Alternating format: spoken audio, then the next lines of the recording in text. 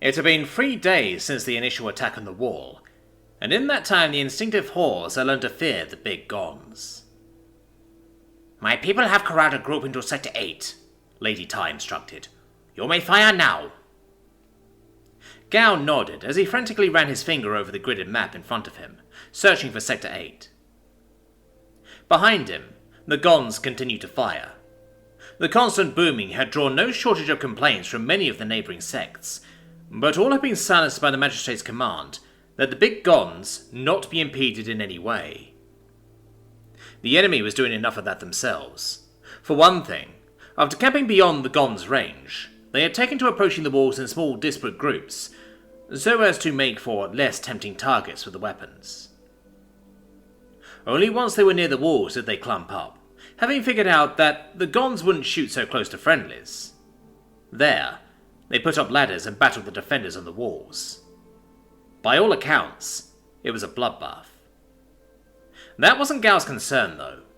His interest was in what occurred when the tribals travelled from the camps to the walls, for in that time, they were little more than scattered chaff, alone and isolated, something the Imperial cavalry had not hesitated to start exploiting.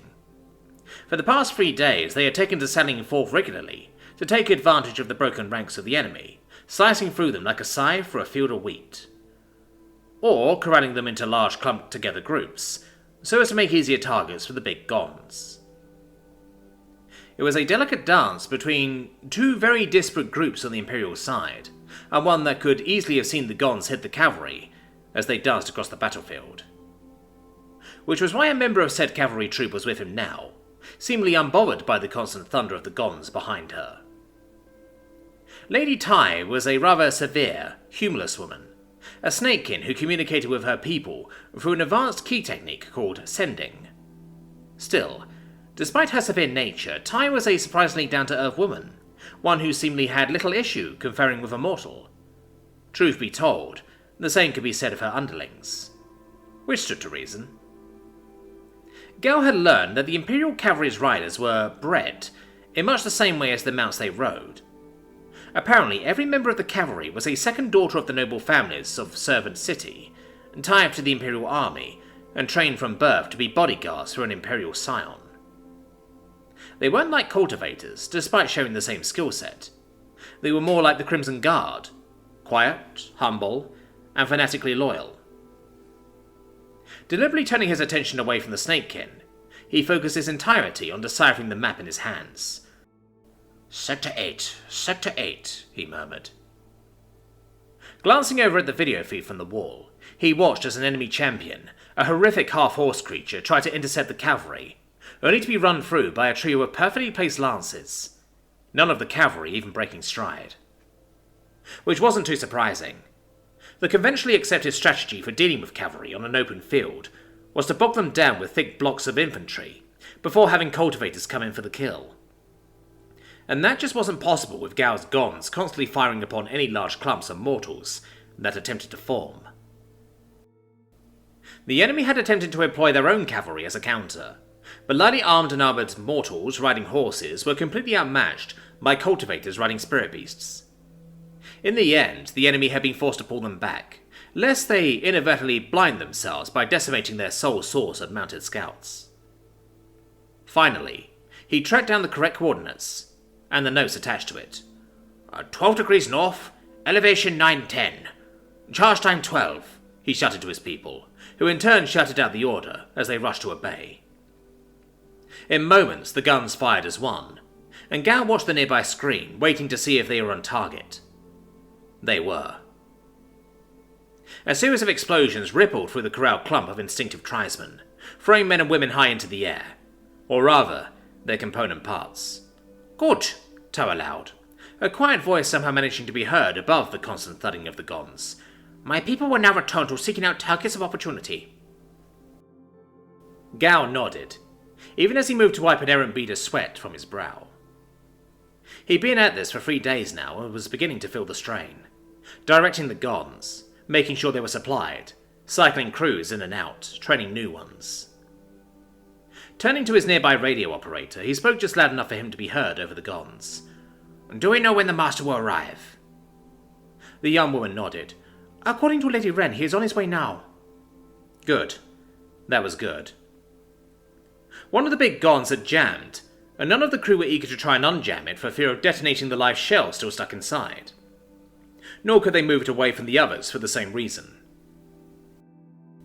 That was part of the reason Gao would rather the creator of the miraculous weapons behind him actually stuck around to ensure they functioned. Unfortunately, like with most of the miracles he created, Master Johansson seemed content to pour them off onto him to figure out, before he moved on to the next project. Make sure that someone is ready to greet him when he... Incoming! Lady Tai suddenly bellowed from behind him, unsheathing her sword as her gaze turned up toward the sky. Gao's gaze turned towards the heavens just in time to see a number of feathered monstrosities swoop out of the clouds, directly down towards the firing Gons. Shit! He cursed, as he reached for his revolver, many of the men and women around him doing the same. To arms! Not one of them managed to pull their weapons up, before the first instinctive rooster struck one of the big Gons with the force of a charging ball, shattering the frame and sending the crew ragdolling in all directions. The artillery park has been attacked by enemy flyers, Jack relayed, a sinking feeling in his gut. Across from him, Wren frowned before slamming her fist 3 times onto the wall behind her. Almost instantly, the carriage they were riding accelerated as the driver switched from driving casually to something significantly faster and more reckless. Fortunately, the wheeled APC they were using was more of a threat to any hypothetical obstacle it might collide with than vice versa, which is why Jack could only hope that none of those hypothetical obstacles ended up being pedestrians too slow to get off the road. As he heard the vehicle's horn sound out, a noise echoed by the vehicle behind him, the one that was loaded up with his guard detail. I could have gotten out and flown if my armor was still working, he thought irritably. Unfortunately, it wasn't finished, and no amount of lamenting on his part would change that. So rather than focus on it, he instead focused on listening to the scrambled shouting and gunfire coming through the comm in his ear. It didn't sound good. Not at all. The only reason he knew Gao was still alive was because he could hear the man bellowing orders, though how long that would remain the case he didn't know. And looking at his GPS, they were still a good 5 minutes out even at the car's current pace, and even once they arrived. Well, Jack had a few tricks up his sleeve, but he was well aware that his most valuable tool, the microbots, were significantly more effective against a strictly terrestrial opponent. He momentarily considered radioing back to the compound to have them send Elwyn after them, given that the mage was a ranged powerhouse, but eventually decided against it. By the time she arrived on the scene, anything that would happen would have already occurred, for better or worse. Flyers like me and the magistrate are supposed to be rare, aren't they? He asked. Wren nodded slowly. Rare are the individuals as skilled as yourself or the magistrate. It takes both remarkable levels of power and control. Right. Excluding me, we have 3 people that can fly in this city that we know of. Yet I'm getting reports of 12 attackers? Wren paled. Perhaps the enemy brought more high-level cultivators with them than we anticipated. In which case, the artillery park was a lost cause, and they'd be better served turning this truck around and retreating back to the compound. 12 attackers who were even remotely on the level of the magistrate or a sect leader was not a threat he could face. Hell, he wasn't sure it was a threat that even the magistrate and the 10 families could fight. That's not the case, he shook his head. I can still hear fighting on the comms. Specifically, gunfire, and people dying. Ironically, that seemed to make Wren relax. If any of the attackers were on the same level as an Imperial Scion, all of them would be dead already. Which meant the foe was weaker than they should be for being able to fly. You think it's some kind of instinctive thing? They learn to fly more easily? The blonde nodded. That would make sense, for roosterkin at least. Jack resisted the urge to point out that chickens were famously flightless birds. Then again, just because they couldn't fly didn't mean they couldn't use those wings to pull off some powerful jumps. He knew that because he'd stolen a few as a youth, and watched more than a few escape his grasp that way. Perhaps that was what these attackers had done. Jumped from all the way beyond the APC was suddenly rocked by a powerful explosion, rocking both him and Wren in their restraints. Wren paled again. You felt that? As Jack pulled at the belts holding him in place, he had a feeling that the dog woman wasn't referring to the shockwave that just hit them. No, she was probably talking about the title that was being repeated over and over again on his radio. The magistrates arrived. And she was pissed. Jack, Wren, and his bodyguards arrived too late to take part in the fight. And as he stepped out of the APC and onto the smoke-filled battlefield, strewn with corpses and the wails of hopefully not soon-to-be corpses, he realized that it really had been a fight. A brief one, certainly, but a fight nonetheless. And even the engagement's brevity was not because of any weakness on the part of his people. No. That was entirely a result of the magistrate's arrival. Ignoring the trash and twisted metal of artillery pieces around him, he strode over to a nearby corpse. A rooster, as it heard on the radio. The harpy-like creature had been perforated from multiple directions. Nearby, another of her kin was in a similar state, collapsed against an ammo box. It seemed the presence of Gons had taken the instinctive cultivators off guard. They hadn't thought to dodge because they hadn't realized they were in danger.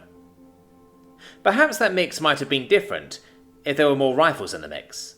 He learned the locals could be surprisingly quick on the uptake, but the revolvers carried by the artillery crews didn't have a particularly menacing appearance at first glance. To the uninitiated, he supposed they might have mistaken the weapons for some kind of religious symbol being waved importantly, like a priest lambasting heretics with a wooden cross. Of course, most of the creatures' corpses weren't like that. Most looked like they'd been charred from the inside out. A lot had been fused to the ground. The fact that they smelled almost exactly like roast chicken actually made him want to gag a little. The magistrate had not been gentle when she swooped in on a bolt of lightning, nor when she left to chase the enemy as they tried to flee. Jack doubted they'd get far. He could hear and see the thundercracks illuminating the clouds overhead as the Imperial Scion zipped across the skies, chasing her foe. Despite himself, the miner shivered. He was not a cowardly man by nature. Self-interested and disinclined towards personal risk, yes, but there was a conscious decision on his part. He wasn't the sort to let fear rule him. He was too reckless for that. Yet the sound of that thunder crying out overhead gave him a certain primeval tingle. And that wasn't just because he was surrounded by the corpses of some very powerful people who she slapped aside within seconds of arriving on the scene. As the locals said, she disposed of them as easily as turning over a hand. Shame she didn't arrive fast enough to save the Gons, he thought, as he stared out at the massive ruined metal weapons. With only one or two exceptions, they were all totaled. The barrels had been bent or shattered, the main firings blocked, dented in, or just plain torn apart. It was a terrifying display of raw physical strength. Perhaps that was why the militia did so well. The enemy hadn't been focused on the mortals screwing the weapons, just the weapons themselves. They'd clearly known they were on a short timetable, and instead worked on silencing the weapon for good. And they'd done a decent job, even if they clearly underestimated just how fast a motivated Imperial Scion could be. Either that, or the unexpected presence of small arms had delayed their destruction and subsequent attempts to escape. Sir. Jack nodded absently to Gal as the man jogged up to him. Fortunately, the captain appeared unharmed, and that was good. He was too valuable to lose now. How many of the attackers escaped? Jack asked without preamble. Hopefully not too many. That would increase the likelihood of the magistrate chasing them all down before they could report back to the Horde. He didn't want the existence of his Gons to get out yet. The small ones, not the big ones. Because while the enemy knew he had a Gon, they didn't know that all of his mortals and many of the others in the city were packing similar weapons. There was a reason the magistrate and Shui were keeping their own riflemen from the fight for now. So, I believe that... Before the man could finish, he was interrupted by something poofing across the roof of a nearby building. Jack used poofing as a descriptor because that's what it did. A body hitting a solid surface at that speed should have popped like a water balloon. Jack had seen enough suicidal corpos go out that way to know that for a fact. The body that hit the roof didn't do that, because that would require some moisture to be left within it. Instead, the charred corpse just exploded into dust when it hit the roof. which was terrifying. As was the expression on the magistrate's face as she slammed into the ground on a literal fucking lightning bolt. Within his robes, Jack felt his microbot shifting uncomfortably as the woman strode toward him, out of the small grass crater she'd just made. None escaped, she bit out. But the damage is done. The big guns are ruined. Our foe can attack at will now. Before Jack could say anything, Gao bowed, fully at the waist. I take full responsibility, Great One. This lowly one should have foreseen the possibility of an early attack. What the hell was that idiot doing? Resisting the tingle at the back of his mind that told him to step out of the way, Jack subtly moved to stand between his bowing subordinate and the enraged Imperial Scion, whose gaze was like a laser beam as it pivoted towards him. Not that his impromptu body blocking mattered at all, as the magistrate said but 2 words. Then die! And Gao started doing exactly that. He let out a choked gasp and fell to the floor, along with every single mortal around them. Even the wounded and dying fell silent beneath the overwhelming power of the woman's intent. Gah! Even Ren and the cavalry cultivator that was present had their legs buckle as they fell into an uncomfortable crouch. The only one who was unaffected was... Stop. It actually took the magistrate 2 glances to realise that Jack had neither buckled or in any way moved as she started throwing her killing intent around. And it was only after that revelation that she realised what he said. What? Her words weren't so much angry as perplexed, and for a moment, Jack couldn't help but wonder if anyone had ever spoken to her like that before. Well, in for a penny, he thought. I said, stop. That was when the rage appeared. Lightning crackled around the woman's golden hair as she glared at him. Who are you to command me, male? You'll forget yourself. In response, entirely without any conscious thought of Jack's, his microbots coalesced around him, shifting like a wary animal as the whip-like tentacles prepared to act as either a shield or a sword in his defense. Jack knew this was a terrible idea, but he continued on anyway. Gao is my man, as are the rest of the people you are currently terrorizing. He and they are valuable to me. It will be in all of our interests for you to leave his punishment to me. I am an Imperial Scion, the woman spoke through gritted teeth. Jack acknowledged her point before responding with his own. And I am the only man that can repair these gons. Some of the anger fled from the Dragonkin's face as she cocked her head. Repair? He shrugged. Give me a day, I'll have them all fixed. Something like a relieved smile stole over the woman's features, and for just a moment, Jack couldn't help but marvel at just how incredibly attractive she was. Not that it was relevant at all. Not while she was killing his people. But I won't do any of it if you don't release my man. The Imperial Scion continued to stare, and Jack merely gazed back as lightning crackled and microbots chittered between them. You all play a dangerous game, she said finally. Jack just laughed. We live in dangerous times. Suddenly, there were gasps from all around them as people finally took a breath of air. From behind him, Jack heard as Gao took in a shuddered breath. Yet he dared not break eye contact with the woman in front of him. I will not forget this insult, she promised. For now, though, I need you. The Imperial Scion floated up into the air, sparks twirling around her feet. She turned and flew a few feet before turning back to him. Suddenly, there was a stiffness from Ren and the cavalrywoman, and was the air around him getting hazy? Then, the strange phenomena disappeared. Ha! The magistrate laughed. Not even a twitch. You remind me of my father, male. Then she flew away with the roar of a thunderclap. Jack watched her go, before finally letting out the breath he'd been holding. He actually sagged as Ren staggered over to him and gripped his sleeve. Please, for all that is holy, don't ever do that again. Jack liked to think that it said a lot that the normally collected and diplomatic woman was utterly serious as she said those words. He glanced down at her pale features, before his eyes flitted over to Gao and the rest of the mortals present. All of them were staring, awe in their faces. And that was the moment it sank in for him what had just happened. Holy shit. I just blackmailed a dragon woman who can shoot lightning from her ass, he thought incredulously. Collecting himself, he nodded to Ren. I'll try not to. Off in the distance, one of the artillery pieces exploded, the shell inside having finally cooked off.